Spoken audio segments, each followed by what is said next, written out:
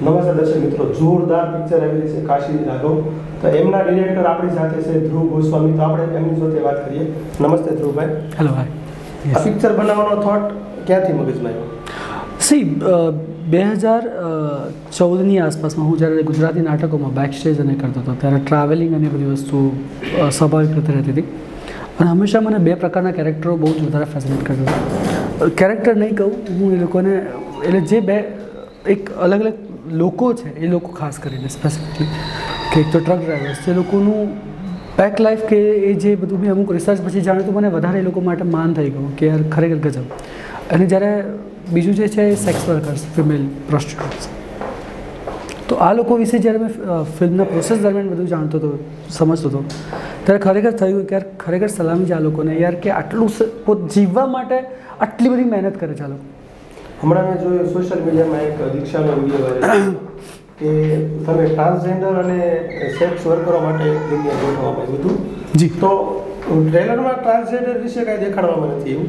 તો એ ટ્રાન્સજેન્ડરને તમે કઈ રીતે કનેક્ટ છે પિક્ચરમાં કે એમ? બેઝિકલી ફિલ્મમાં છે ને કાશીનો એક કેરેક્ટર છે જેની મિત્ર જે કહી શકે, જેની મિત્ર એટલે મિત્ર ગણો, મા ગણો. કારણ કે ત્યાં આગળ સોનાગાછી, કમાટીપુર આ બધા જે એરિયાઓ છે ને ત્યાં આગળ કોઈ સંબંધ નથી હોતા. એક મિત્ર હોય છે જે તમારા માટે હંમેશા મા, પિતા, ભાઈ, બહેન બધું જ બનીને ઊભા રહે. અને આવું જ એક કાશીના લાઈફમાં એક કેરેક્ટર છે જે ટ્રાન્સજેન્ડર છે, જેની માટે એની માતા પણ છે, જેના માટે એના પિતા પણ છે, જેના માટે હંમેશા એના માટે ઊભા હોય છે, જેની માટે મિત્ર પણ છે. તો ટ્રેલરમાં એ જોવા મળ્યું હતું કે બંગાળી ભાષાનો ઉપયોગ થઈ રહ્યો છે દીક્ષાને બંગાળી આવી રહી છે. તો એ શું કોન્સેપ્ટ છે, એ શું છે? બેઝિકલી જે કાશી છે બેઝિકલી કોલકાતાના એક સોનાગાછી એરિયામાં રહે છે. અને ફિલ્મમાં એટલી પ્યોરિટી રાખવાનો એક પ્રયત્ન અમે લોકો કરેલો છે કે જે તે લોકેશન્સ હોય ત્યાં જઈને અમે લોકો શૂટ કર્યું, એની જે ફ્લેવર કહીએ એની સાથે અમે લોકોએ કામ કર્યું. ઇવન ભાષા સાથે પણ અમે લોકો એ જ પ્રકારે ગયા છે કે જે જગ્યાની વાત છે એ જ ભાષા બોલાઈ રહી છે. જેમ કે કોલકાતામાં બાંગ્લા, મુંબઈમાં મરાઠી, કે ગુજરાતમાં ગુજરાતી, કે ઇવન આપણા પેન ઇન્ડિયાની લેંગ્વેજ જે હિન્દી છે એ તો ખરી છે. તો આ રીતે આખું એક સર્કલ પણ અમે લોકો ફર્યા છીએ કે જેથી કરીને દરેક એક સ્મેલ રહે આખી વાતને, એની ઓરિજિનાલિટી રહે. ઇવન અમે લોકો એક્ટર્સ પણ એવી રીતે જ કાસ્ટ કર્યા છે કે મરાઠી માટે મરાઠી એક્ટર્સ, બાંગ્લા માટે બેંગોલી એક્ટર્સ, ગુજરાતી માટે ગુજરાતી એક્ટર્સ. તો આ રીતે કાસ્ટિંગ પણ આ જ રીતે આ જ પ્યોરિટી સાથે કરવામાં આવ્યું છે. ટ્રેલર જોતાં એવું લાગે છે કે સેન્સિટિવ ફિલ્મ છે.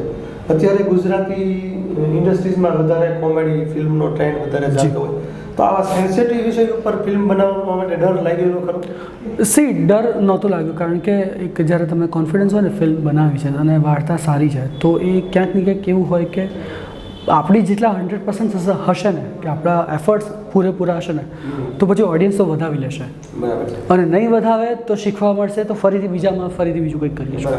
પણ એવું જરૂરી નથી. અને બીજું ખાસ કારણ એ પણ છે કે મારા જે સર્કલના જે લોકો છે, એ લોકો વર્લ્ડ સિનેમા જોવે છે, જે લોકો મરાઠી, મલયાલમ, બેંગોલી, કોરિયન, લાઈક એ લોકો બહુ જ બધી પ્રકારની ફિલ્મો જોવે છે, Pakistani film, lots of things આ બધું જોવે છે. તો આ બધું મેં પોતે ફેસ કર્યું છે કે ગુજરાતી લોકો આ બધું જોવે છે, તો પછી કેમ આવી ફિલ્મ કેમ નહીં? મતલબ આર્ટ ફોર્મને લઈને ઇમ્પ્રેસિવ છો તમે? સોરી, આર્ટ ફિલ્મોને લઈને? ધીસ ઇઝ નોટ, એટલે આર્ટ ફિલ્મો મને ગમે છે બટ આ આર્ટ ફિલ્મ સાથે હું કન્સિડર નથી કરતો. આને રિયાલિસ્ટિક સિનેમા સાથે અમે લોકો લીધી છે. બટ હા, તમને ફિલ્મ જોતી વખતે તમને એટલું જ જકડી રાખશે જેટલું કોઈ કમર્શિયલ ડ્રામા ફિલ્મ, કોઈ સસ્પેન્સ ફિલ્મ તમને જકડી રાખતી હોય છે.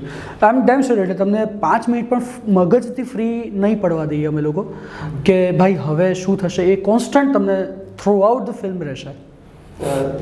દીક્ષા જોશી અને જયેશભાઈ જોડે કામ કરવાનો અનુભવ કેવો છે? અરે ગજબ, બહુ જ સખત મજા આવી ગઈ અમને લોકોને.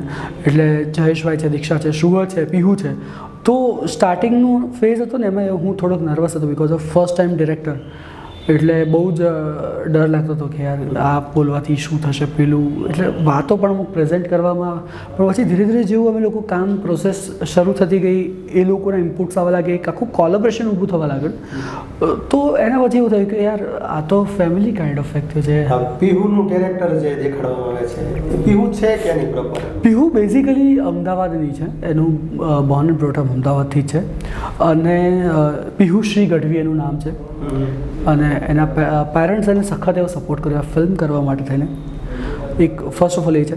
બીજું, એ છોકરી સખત ટેલેન્ટેડ, એટલે એના માટેની જો વાત કરું તો ઓલમોસ્ટ અમારી કાસ્ટિંગ ડિરેક્ટર અવની સોનીએ 70-80 છોકરીઓનું આખું પેન ઇન્ડિયા લેવલે એને કાસ્ટિંગના વિડીયોઝ મને મોકલેલા.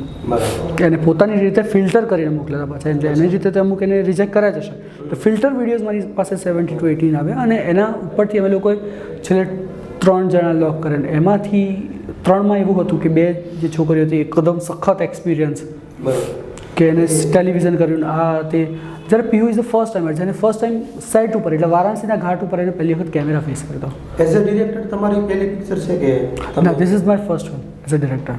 રાઈટ. કેટલું અઘરું રહ્યું કે આટલા અનુભવી કલાકારો સાથે કામ કરવાનું? એટલે કહ્યું મેં તમને કે જેટલું પહેલું તો એ હતું કે બિંગ ડિરેક્ટર હું પોતાની જાતને એટલો કાચો નહોતો રાખવા માગતો, એટલે બહુ જ રિસર્ચ અને બહુ જ ધ્યાન રાખ્યું. બીજું, મારો ડીઓપી બહુ જ સરસ અને સ્ટ્રોંગ હતો, એટલે અમારું બંનેનું કમ્યુનિકેશન્સ બહુ જ મેક્સિમમ ઓછું રહેતું. તમે બંને એકબીજાને સમજીને બહુ વધારે કોલેબરેટિવ કામ કરતા હતા. પ્લસ વિથ એક્ટર્સ વાત કરું તો મેં કહ્યું ને આગળના સવાલના જવાબમાં કે જયેશભાઈ દીક્ષા સાથે ફ્લોર પર જતાં જતાં તો અમે લોકો એક કાઇન્ડ ઓફ ફેમિલી બની ગયા હતા યાર, કે મજા આવી ગઈ હતી કામ કરવાની. પછી મારે કંઈ પણ મારો થોટ એમને દેવો હોય તો મારા માટે બહુ સરળતા થઈ ગઈ હતી કે ઓકે ચલો યે હોતા હૈ. ઇવન શુહદ ઇઝ લાઈક, એ તો નાના ભાઈ જેવો છે, એટલે એના માટે પણ એવું હતું કે ચલ શુહદ આ કરવાનું છે, પેલું છે. તો આટલા બહુ ઇઝી થોટ. ઇવન ઘણી વખત એવું પણ ઇન્સિડન્ટ થતા કે કંઈક હું વિચારી રહ્યો છું ને એ જયેશભાઈ બોલી રહ્યા છે, દીક્ષા કંઈક બોલી રહી છે અને હું કહેતો કે જો મેં આ લખીને રાખ્યું છે સી. એટલે એકબીજાના થોટ એટલે લેવલ સુધી અમે લોકોએ આપલે કરી લીધા હતા.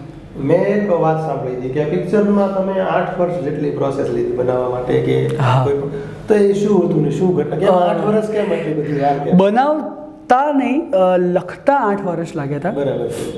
અને એનું કારણ ક્યાંક કંઈક એ જ હતું કે પહેલાં તો 2014માં આનું બીજ રોપાણો જે Surat Ahmedabad highway truck drivers ત્યાં હોટલ પર હતા, એ લોકો સાથે એક નાનકડું ઇન્ટરેક્શન્સ થયું અને વાત થઈ અમારા લોકો વચ્ચે. અને ત્યાંથી મને કેરેક્ટર ક્લિક થયું કે આવું કંઈક લખું. અને 1-1.5 વર્ષ બીજો એક પ્રોસેસમાં ગયો અને પછી ફાઇનલી મેં લખવાનું શરૂ કર્યું. ત્યાંથી 2020 સુધીમાં ફિલ્મ કદાચ અમે લોકો ફ્લોર પર જતા રહ્યા હોત, પણ ફિલ્મ ફ્લોર પર ગયા અને 15 દિવસ પહેલાં just because of producer film બંધ થઈ ગઈ. અને એના પછીના જે 4 વર્ષ હતા એ સારા પ્રોડ્યુસર શોધવાવાળી ઘટનામાં હતા. એટલે સાથે સાથે સ્ક્રિપ્ટિંગ તો ચાલતું હતું કે હજી આમાં સુધારા કરી શકે, હજી, કારણ કે આપણું ગુજરાતી આ બહુ હકીકત છે અને આપણા લોકો માટે જાણવું વધારે જરૂર છે કે જે કદાચ ગુજરાતી ઓડિયન્સ બહુ જલ્દી ગ્રો થઈ રહ્યું છે, બહુ ક્વિકલી. એટલે 2014-15માં આવેલી ફિલ્મો જે હશે ને કદાચ અત્યારે રિલીઝ કરીએ ને તો ગુજરાતી ઓડિયન્સ એને એક્સેપ્ટ નહીં કરે, કારણ કે એ લોકો બહુ ક્વિકલી અત્યારે ઓડિયન્સ પાસે એટલે મેકર્સ પાસેથી નવી નવી વસ્તુ લેવા માંગે છે. તો સેમ એઝ ઇટ ઇઝ, જ્યારે 2020માં લખાઈ હતી વાર્તા કંઈક અલગ હતી, 2024માં જ્યારે કરી હતા એ વાર્તા કંઈક અલગ હતી. સો દેટ્સ ધ રીઝન પછી ફરીથી આખી રાઇટિંગ સ્ટાર્ટ કર્યું અને ઓલમોસ્ટ ફિલ્મ તમારા સામે આવશે ટૂંક સમયમાં. પિક્ચરના મૂવીના સોંગ પણ બહુ જોરદાર છે, કે જે જુબિન નોટિયાલ, રેખા ભારદ્વાજ જેવા ધરખમ આર્ટિસ્ટોને લીધા છે. તો એનું એવું શું રીઝન કે તમે એને એ લોકોને અપ્રોચ કર્યા? એવું સ્પેસિફિક કોઈ માર્કેટિંગ સ્ટ્રેટેજી વાઇઝ પણ કોઈ જેવું રીઝન નહોતું અમારા સાઈડથી. બટ એક હતું કે યાર પહેલાં તો રેખા મેમ માટે થઈને હતું કે લોરી હતી, હું મ્યુઝિક ડિરેક્ટર અને અમે લોકો ત્યાં મુંબઈ એક કામથી જ બેઠા હતા અને જસ્ટ એમના બ્રેઇનસ્ટોર્મ કરતા હતા અને એમાં સ્ક્રેચ આવ્યું અને સાંભળી રહ્યા હતા સ્ક્રેચ, અને એક થોટ પાસ ઓન થયો કે આ ગીત કોની પાસે ગવડાવી શકીએ. અને અમારા 3માંથી કોઈકની એક પાસે થોટ આવ્યો કે યાર રેખા ભારદ્વાજ જોડે ગવડાવી દો. પણ એ વખતે અમારા માટે સપનું હતું કે યાર એ થોડી ના આવીને ગાશે યાર આપણા લોકોમાં, એટલે એ જ થોટ હતો. રેખાબેને ગુજરાતી ગીત ધીસ ઇઝ ફર્સ્ટ ટાઈમ. ના, લાડકી આપણે ગાયું છે પણ એનું હિન્દી વર્ઝન છે. અચ્છા, એવું છે? યસ, તમે એના લિરિકલ તમે એમના જોશો તો લાડકીમાં હિન્દી પાર્ટ એમનો છે, બરાબર, અને ગુજરાતી પાર્ટ આપણા કીર્તિદાનભાઈ ગઢવીએ ગાયું છે. યસ, તો એમને હિન્દી અગેન, અને એમને એક ગાયું છે પણ એ રિલીઝ નથી થયું. બરાબર. એટલે એમને જ કહ્યું હતું કે રિલીઝ વાળા દેખતી જાય તો એ મેરા પહેલા ગુજરાતી ગાના હોગા. બરાબર છે. તો દર્શકોને તમે શું કહેવા માંગશો ફિલ્મ વિશે? બસ એટલું જ કહેવું છે કે બહુ જ દિલથી બહુ જ મહેનતથી ફિલ્મ બનાવી છે, કંઈક નવો પ્રયત્ન કર્યો છે. તમે ટ્રેલર જોશો તમને આઈડિયા આવી જશે કે ખરેખર કંઈક નવો પ્રયત્ન કર્યો છે ગુજરાતી સિનેમા માટે. અને હવે એવી અમે લોકો તમને કમ્પ્લેન ના કરીએ કે ઓડિયન્સ જોવા નથી જતી, કારણ કે હવે ફિલ્મ સારી બનાવવાનો પ્રયત્ન 100% કર્યો છે. તો હવે એવો કમ્પ્લેનનો મોકો ના આપતા કે તમારી ઉપર કમ્પ્લેન કરીએ કે યાર ઓડિયન્સ આર નોટ સપોર્ટિવ, તમે બહુ જ બધી ફિલ્મોને સપોર્ટ કરો છો. અને આવા તો અમને લોકોને જાણવા પણ મળે છે કે સાઉથનું ઓલમોસ્ટ 44% જેટલું માર્કેટ તમે કમાણી કરીને આપો છો. તો યાર આપણી ગુજરાતી પિક્ચર છે ભાઈ. તો હવે જોવા જાઓ, 3 જાન્યુઆરી આવી રહી છે કાશી રાઘવ. નમસ્તે દર્શક મિત્રો, તો હું પણ તમને અપીલ કરીશ કે 3 તારીખે જે પિક્ચર રિલીઝ થઈ છે કાશી રાઘવ, તો આપણે પણ એને જોવા જઈએ ને બધા બસ.